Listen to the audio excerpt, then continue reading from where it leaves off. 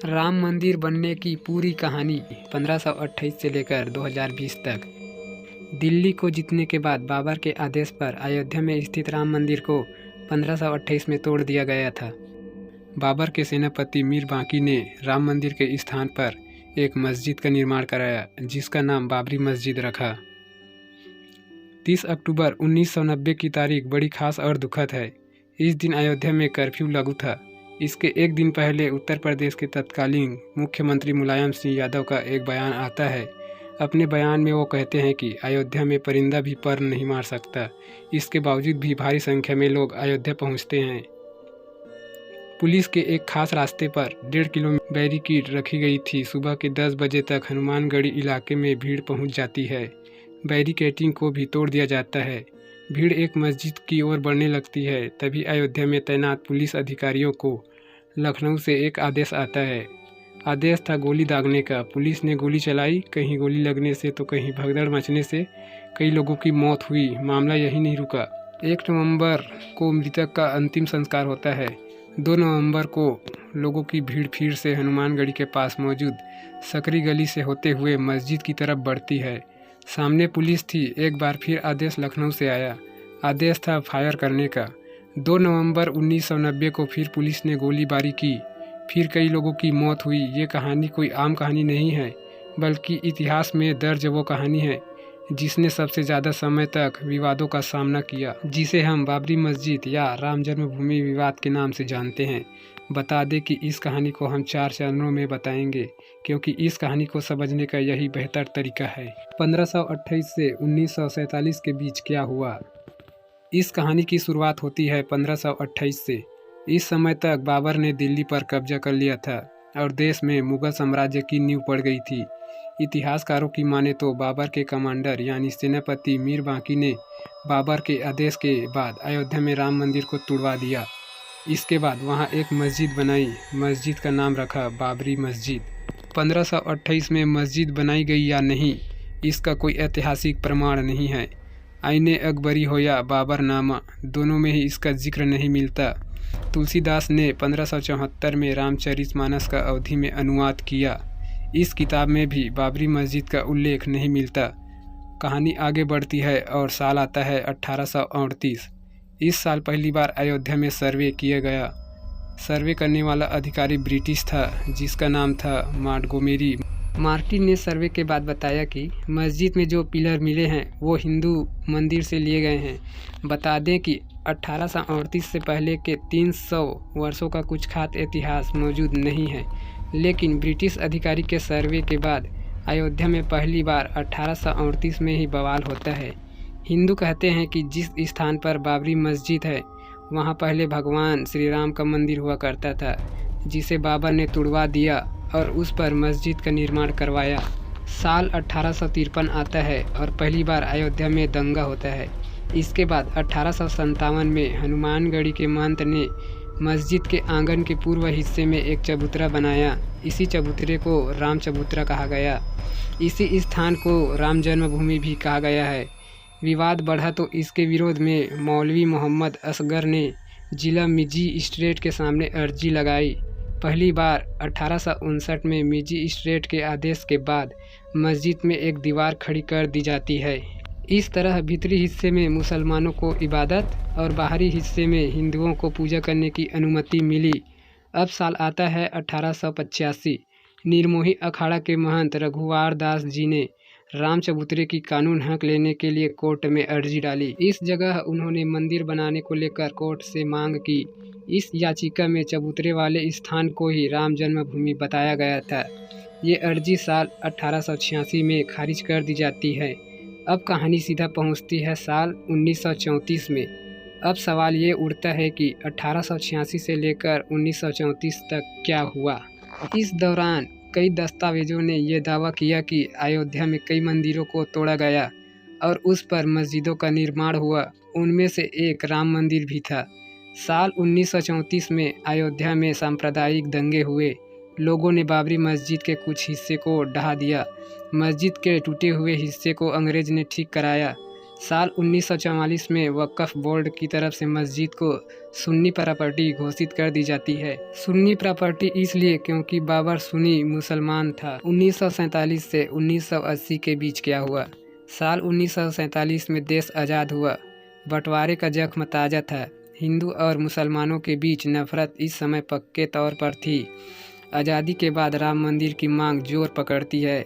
दिसंबर 1949 में अयोध्या में 9 दिनों के रामचरितमानस पाठ का आयोजन किया जाता है।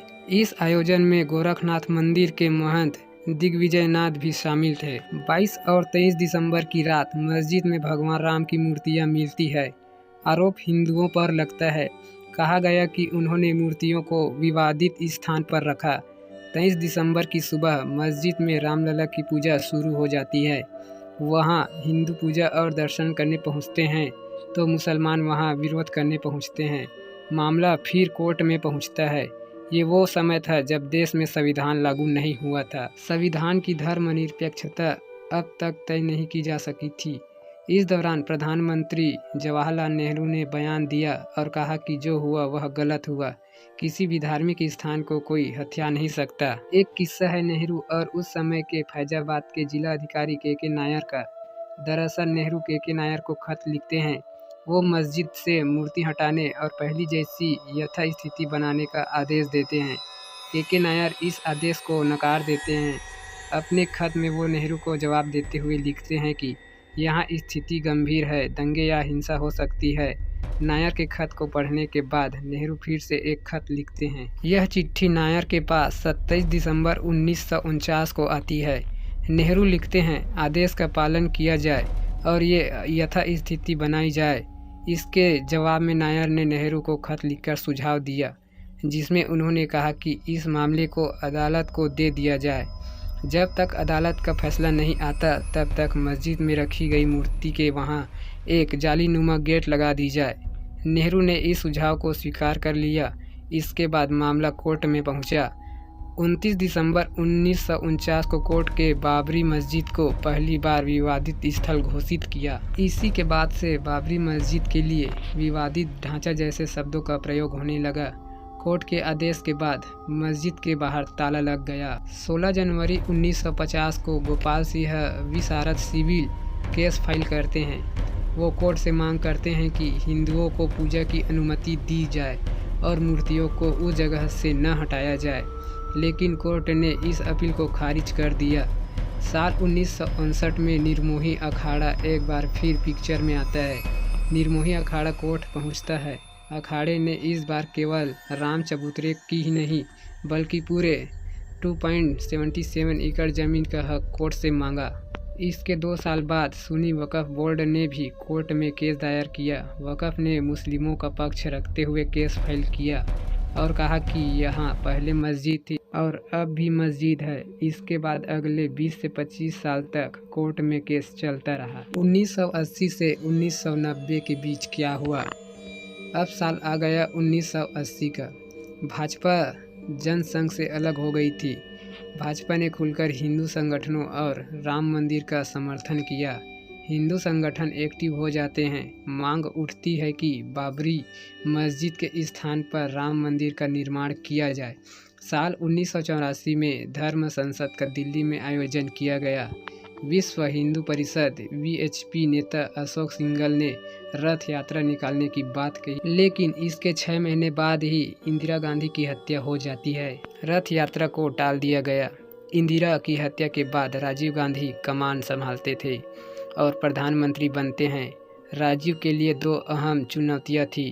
पहली कि राम मंदिर के मुद्दे पर क्या रुख होना चाहिए और दूसरा कि हिंदू संगठनों की लामबंदी पर। राजीव गांधी ये जानते थे कि उन्हें इस फैसले को बैलेंस करना होगा।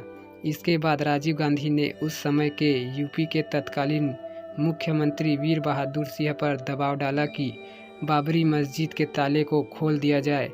इसके कुछ ही दिन बाद 1986 में फैजाबाद की अदालत ने बाबरी मस्जिद के ताले को खोलने का आदेश दिया और मंदिर में पूजा करने की भी इजाज़त दे दी। लेकिन सवाल ये भी है, क्या इससे पहले पूजा नहीं होती थी? पूजा जरूर होती थी, लेकिन कोर्ट द्वारा नियुक्त एक पुजारी द्वारा साल में केवल एक बार ताला खोलने के बाद कोई भी अयोध्या जा सकता था, पूजा कर सकता था, लेकिन नमाज अब भी शुरू नहीं हो सकी थी। ताला खुलने के बाद मुस्लिम पक्ष ने बाबरी मस्जिद एक्शन कमेटी बनाई। ताला खुलने के बाद अब देश भर में रामशिलाओं की पूजा और उन्हें अयोध्या ले जाने की बारी थी। फिर राजीव पर जन्मभूमि के लिए दबाव बनने लगा। वो कंफ्यूज में थे, लेकिन एक बार फिर उन्होंने अपने हिंदू वोट बैंक को बचाने का फैसला लिया। ऐसा कहा जाता है कि राजीव इस समस्या के हल के लिए देवराहा बाबा के पास पहुँचे। देवराहा बाबा ने उनसे कहा कि मंदिर बनना चाहिए। शिलान्यास का वक्त 9 नवंबर 1989 तय किया गया।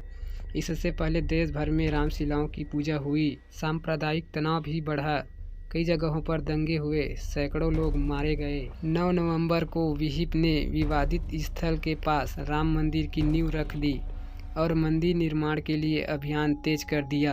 कहते हैं कि यह पहली बार था जब सरकार को आभास हुआ कि बाबरी मस्जिद गिराई जा सकती है। साल 1989 चुनावी साल था। वोट बैंक की राजनीति जोरों पर थी। राजीव गांधी ने अयोध्या से ही अपनी चुनावी रैली की शुरू की, लेकिन इसका उन्हें फ़ायदा नहीं हुआ। 1989 के लोकसभा चुनाव में भाजपा को 85 सीटें मिली। इससे पहले हुए लोकसभा चुनाव में भाजपा के पास केवल 2 ही सीटें थी। भाजपा ने वीपी सिंह को समर्थन दिया। वीपी सिंह प्रधानमंत्री बने। 25 सितंबर 1990 को लाल कृष्ण आडवाणी रथ यात्रा निकालने की घोषणा करते हैं। रथ यात्रा जो सोमनाथ से अयोध्या तक निकाली जानी थी, जिसे 30 अक्टूबर 1990 तक अयोध्या पहुंचना था। नरेंद्र मोदी उस समय गुजरात में रथ यात्रा के प्रभारी थे।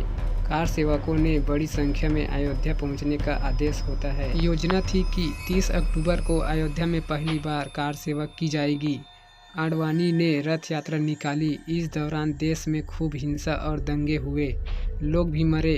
23 अक्टूबर को आडवाणी की रथ यात्रा बिहार के समस्तीपुर पहुंचती है। वीपी सिंह के आदेश पर तत्कालीन बिहार के मुख्यमंत्री लालू प्रसाद यादव ने रथ यात्रा को रुकवा दिया।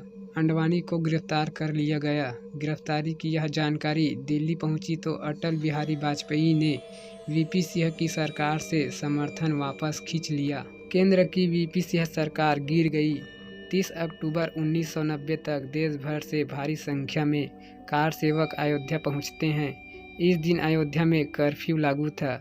तमाम प्रतिबंधों के बावजूद कार सेवकों की भारी भीड़ वहां इकट्ठा होती है।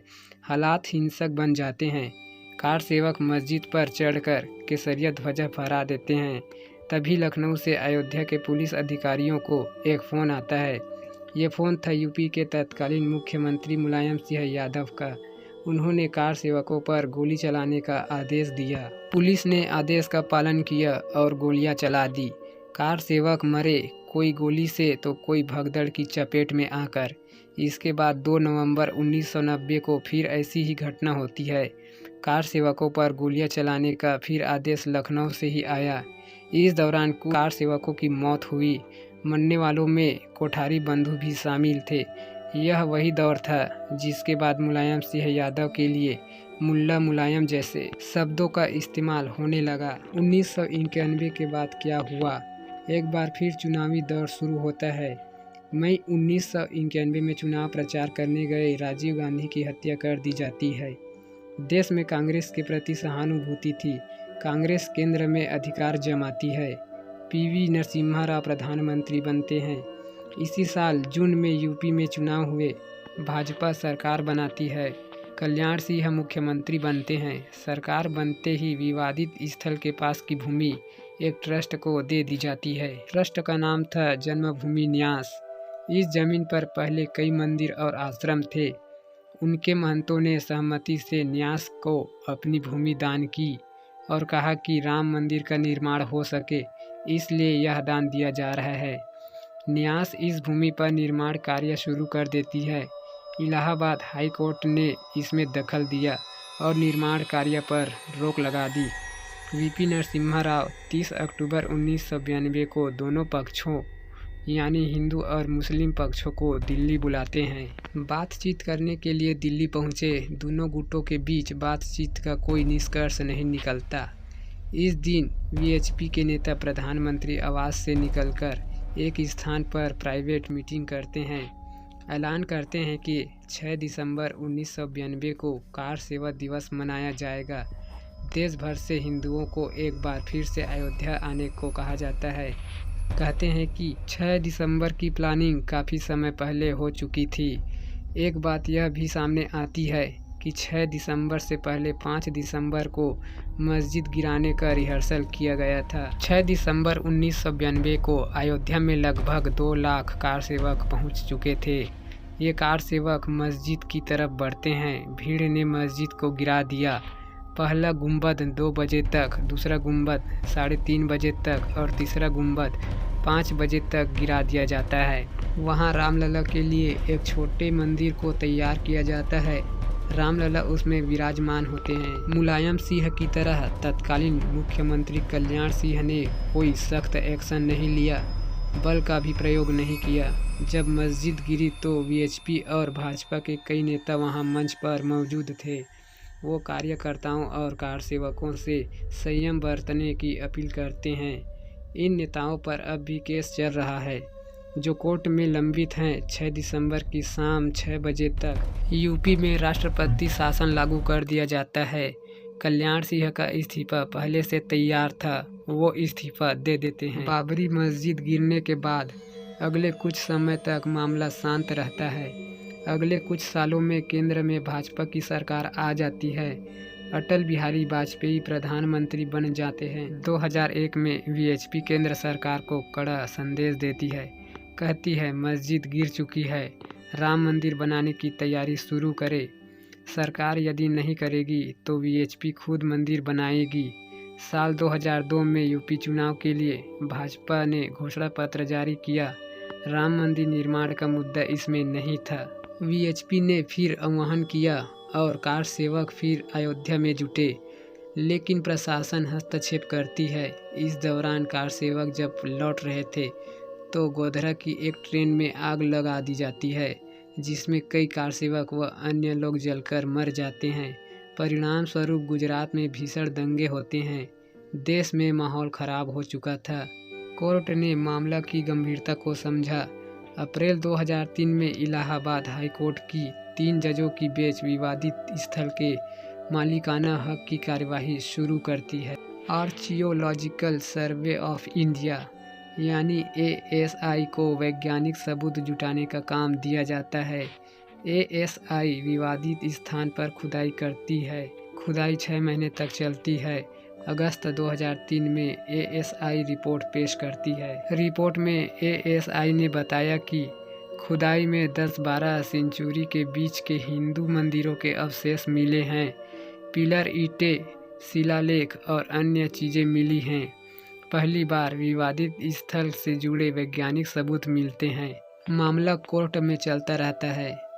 30 सितंबर 2010 को इलाहाबाद हाई कोर्ट ने अनोखा फैसला सुनाया। कोर्ट ने 2.77 एकड़ वाली विवादित भूमि को 3 बराबर हिस्सों में बांट दिया। इसमें से 1/3 हिस्सा निर्मोही अखाड़ा, 1/3 हिस्सा राम जन्मभूमि न्यास और बाकी 1/3 हिस्सा सुन्नी वक्फ बोर्ड को दिया गया। इस फैसले में तीनों ही नाखुश थे। साल 2011 में पहली बार तीनों ने सुप्रीम कोर्ट का दरवाज़ा खटखटाया। जनवरी 2019 में अयोध्या केस की सुनवाई के लिए 5 जजों की संवैधानिक पीठ बनाई गई। इसकी अध्यक्षता कर रहे थे चीफ जस्टिस रंजन गोगोई। पीठ में justice DY Chandrachud, justice EU Lalit, justice Bobde और जस्टिस NV रमन्ना को शामिल किया गया। जजों की बेंच ने इलाहाबाद हाई कोर्ट के फैसले पर रोक लगा दी। 9 नवंबर 1909 को ऐतिहासिक फैसला आया।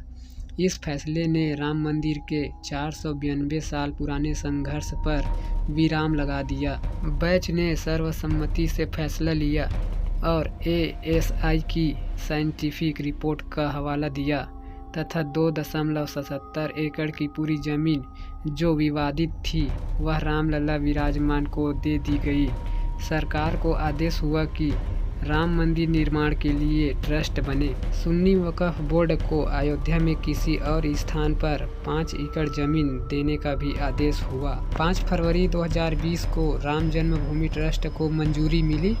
5 अगस्त 2020 को प्रधानमंत्री नरेंद्र मोदी अयोध्या पहुंचते हैं, राम जन्मभूमि का पूजन और शिलान्यास करते हैं। अंत में 22 जनवरी 2024 को रामलला की प्राण प्रतिष्ठा होने वाली है। प्रधानमंत्री नरेंद्र मोदी खुद इस कार्यक्रम में मौजूद रहेंगे, जो कि अभी कुछ महीने पहले हुआ। राम जन्मभूमि के संघर्ष की कुछ ऐसी थी 492 साल तक चली कहानी। अब कुछ बयान और तथ्यों पर नज़र डालते हैं।